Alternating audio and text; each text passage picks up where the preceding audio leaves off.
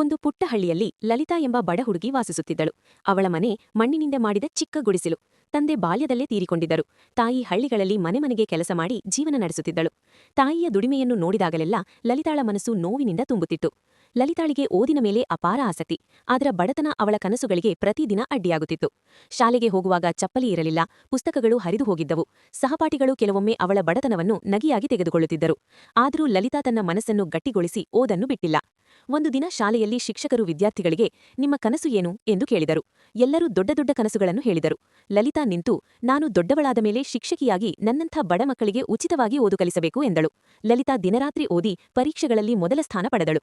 ಕಾಲ ಕಳೆದಂತೆ ಅವಳು ಶಿಕ್ಷಕಿಯಾಗಿ ಕೆಲಸಕ್ಕೆ ಸೇರಿಕೊಂಡಳು. ಮೊದಲ ಸಂಬಳ ಬಂದ ದಿನ ತಾಯಿಯ ಕೈಯಲ್ಲಿ ಹಣ ಇಟ್ಟು, ಇದು ನನ್ನ ಗೆಲುವು ಮಾತ್ರವಲ್ಲ, ನಿನ್ನ ತ್ಯಾಗದ ಫಲ ಎಂದು ಅಪ್ಪಿಕೊಂಡಳು. ಇಂದು ಲಲಿತಾ ತನ್ನ ಹಳ್ಳಿಯ ಮಕ್ಕಳಿಗೆ ಬೆಳಕು ತೋರಿಸುವ ದೀಪವಾಗಿದ್ದಾಳೆ.